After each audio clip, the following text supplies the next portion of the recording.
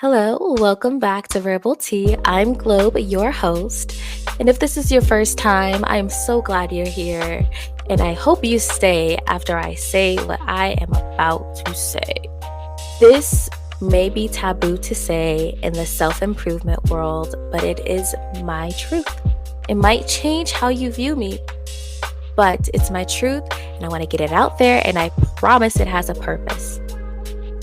The classical way of meditating, the popular way of Rafiki sitting down, closing his eyes, crossing your legs, listening to your breathing, focusing on your posture, and doing that for X amount of minutes.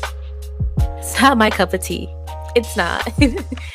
And you might think that that's because I have a chaotic mind. One can argue that my mind is nonstop. But I don't really get anything out of it. I don't. And some of it is you shouldn't come in with an expectation. So people will tell you that. I've heard that, you guys. But when it comes to centering myself, that's just not my way of doing things. But it is important to center yourself. And that is what I'm going to cover with you guys this month. I'm so excited to get into it. This is a Verbal Tea.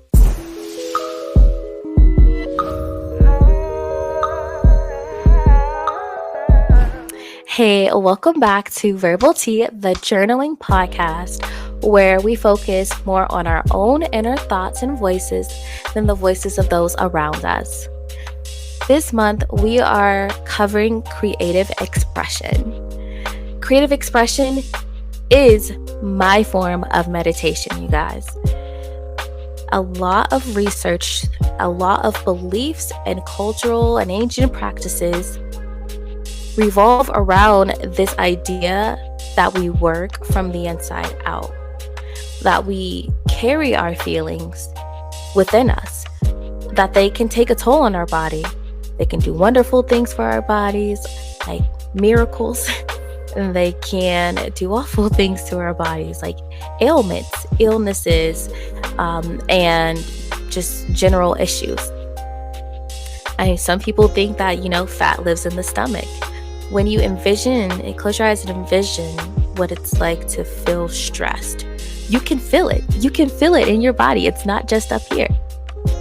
So, with that, it's only natural that we need to find a healthy way to get our feelings out so that they don't consume us, right? Well, creative expression is honestly my favorite way to do that. And that can be for a lot of reasons. Journaling was my very first way of getting my feelings out. And that is why I have a journaling podcast now. I've always been known as the emotional one in the family, the one that talks a lot. It's why I have a podcast now. And I had so many feelings where it didn't really seem safe to express them. I didn't want to continue to annoy my parents. And so some of my first memories are of me writing in little notebooks before I even knew to put spaces between my words. So I had no former spelling classes or anything like that, but I was journaling. I had to get it out. And then I learned how to rhyme.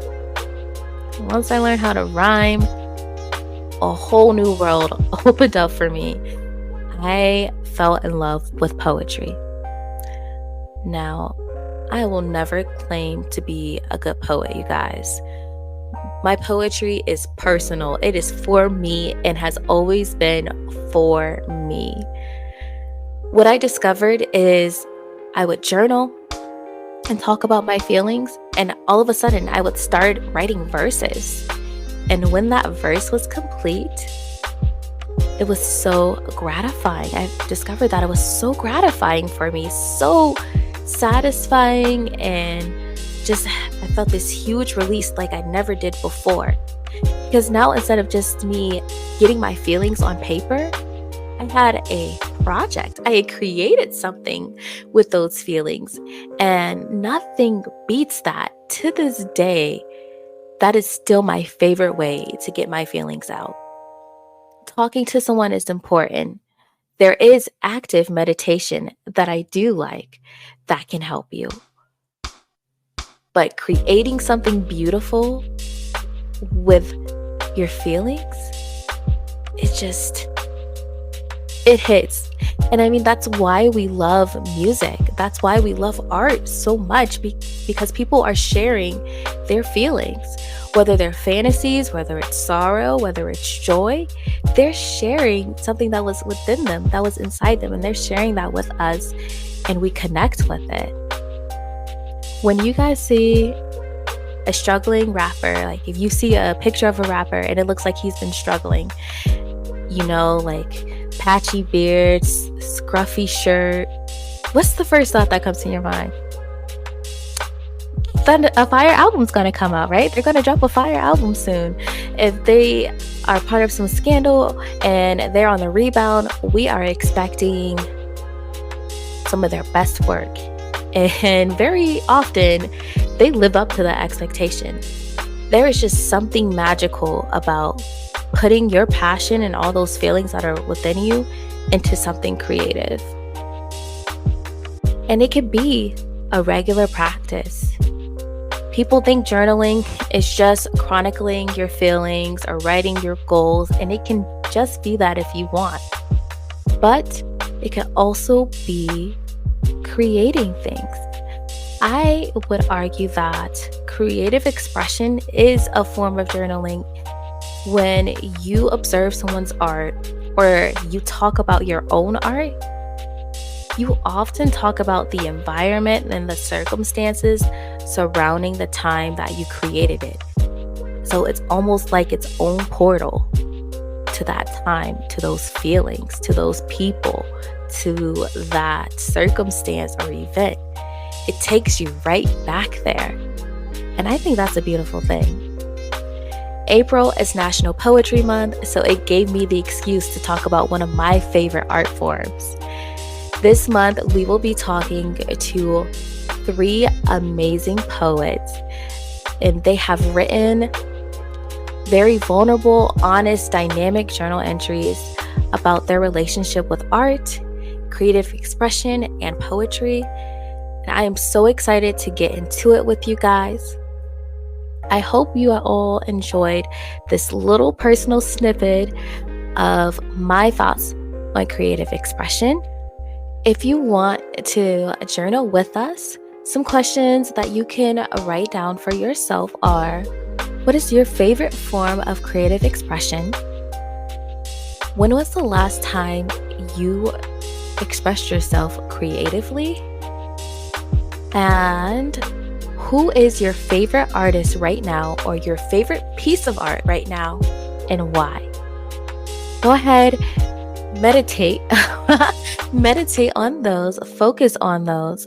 And if there is anything that you want to share that you've written in those entries, please share them at verbalteaparty@gmail.com, and I'll highlight your voice and share them for you. In the meantime, follow us at Verbal Tea Time on YouTube, Instagram, and TikTok. And we are now streaming on Apple, Amazon, and Spotify. So you can follow us there and leave a review on how you felt about this episode and how you feel about the podcast. Come join the tea party. I hope to see you guys soon. Have a great rest of your week. Until then.